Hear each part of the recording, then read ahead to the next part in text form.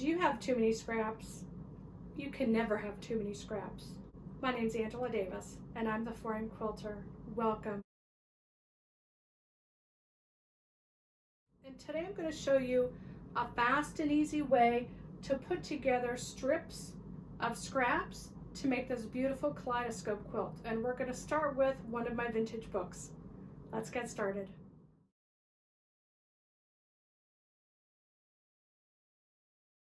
So I've showed you the picture of the antique quilt that I've reproduced, and that was my inspiration. And I've seen that pattern before in my vintage quilt books, and it just so happens that I have two versions of that pattern in this book by Maggie Malone, and I've showed this pattern book to you before. It's 120 Patterns for Traditional Patchwork Quilts by Maggie Malone. I liked following the instructions for this version because the instructions for this version has more random strips in them, but this one finishes to a 12-inch block, and it gives you the templates on the next page. My book is falling apart here. It's a square, and you put those 4 squares together to make the finished block. I like the instructional for it because the instructions for this one, the strips are more random, but I'm not using the template for that one. I'm using the template for this one because this one will make a block that finishes at 16 inches. And this one has 3 templates. It has the template for the center, which is here. Now, I did not follow the pattern as far as how wide their strips are. I just used a random stripping method. And then here's the half square triangle, and then the other triangle that fits in along the sides. I'm following the instructional for this one because it finishes to a 16-inch block, which is this full block right here. Okay. Now, I'm not trying to replicate the exact colors or anything like that. Obviously, I'm using my own colors, but I'm replicating the way they put it together. So I had to make 3 pattern pieces. Okay. This is the main blade, and you can see that here. I already have one of the sides on. And what I did was I just started out making random panels. So for example, this is an example of a random panel. And then what I would do is I would just put the template right on top and then put my grid ruler on top of that and just follow the line of the template to cut out each blade. It went so fast and easy. Today is Saturday around 11 o'clock, and I started this yesterday morning before work. So it goes by very, very easily, especially when you do the strip method with just plain whatever strips you have. And I'll even show you another example. Here's one that I've cut up already. Just, they can be any size, any shape. You know, they can be just any random, you know, strip you want, any width. And then from there, I had to cut my red. And here is my template to do the sides.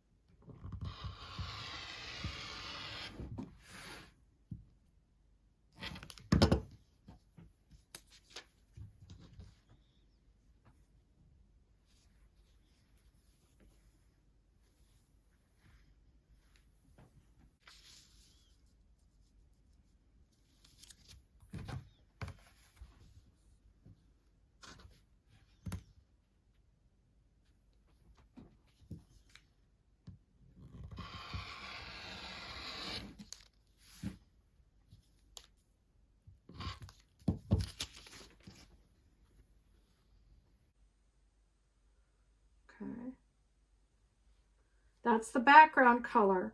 And then the bottom,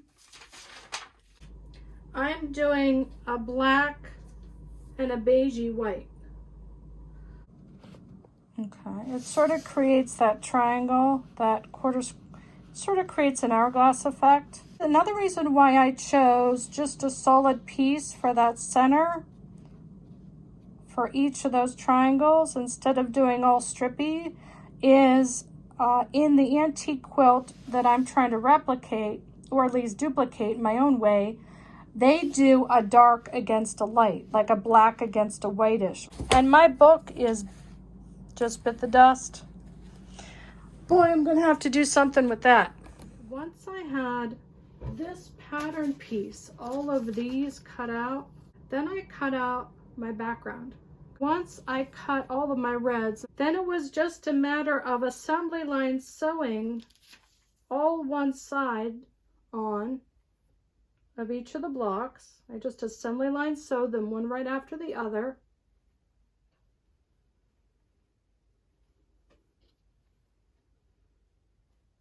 I pressed them to the outside so that that center will lay flat, and now I'm going to get ready to sew the other half on, and I'm just going to assembly line sew them one right after the other.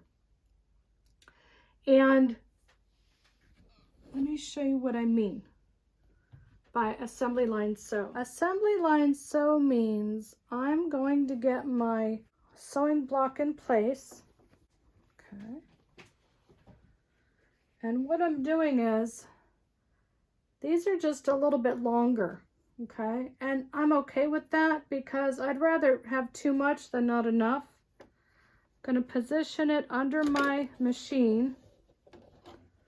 I'm holding onto my threads and I'm gonna start stitching.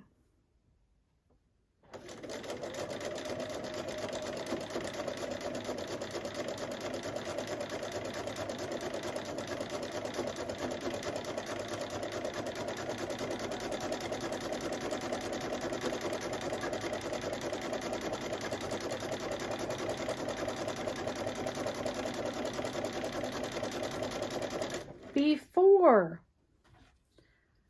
the end of this fabric goes all the way through, I'm going to prepare my next side, my next block in position.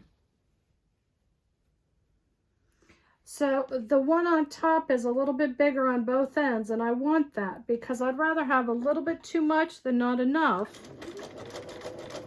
because it's easier to trim back than it is if you accidentally cut yourself short. So now I'm going to start feeding this through right where the other one left off, so that it's a continual motion of sewing one right after the other. It's called assembly line sewing, assembly line sewing.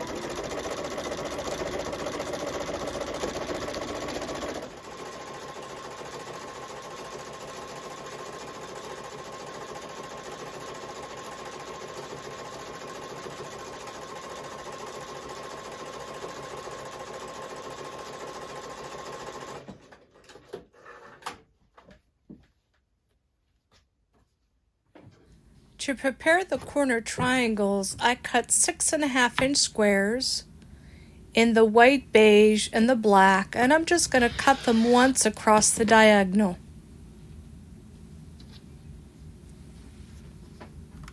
Once both sides were on, and I added my black or my beige white, I needed to press, and I pressed everything to the outside, away from that center triangle. From here, I used my grid ruler to trim down the block to 8.5 inches.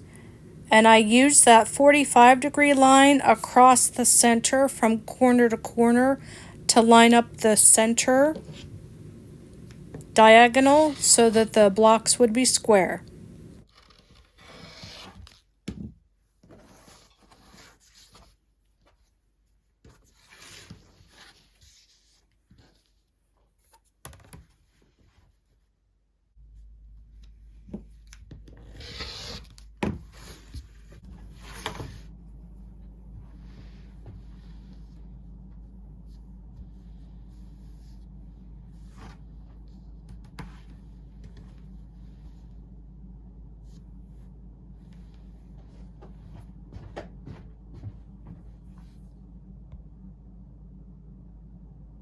So over the next week, I'll be taking these blocks down and making them into a quilt top to eventually make into a quilt.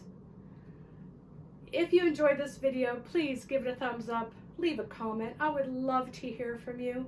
If you're new to my channel, please, I would appreciate it if you would join us. Hit the notification bell, subscribe, all that good stuff helps with the algorithm. I just hope that you enjoyed the video as much as I enjoyed making this quilt. You have a great evening. Here's a little hug from Angela.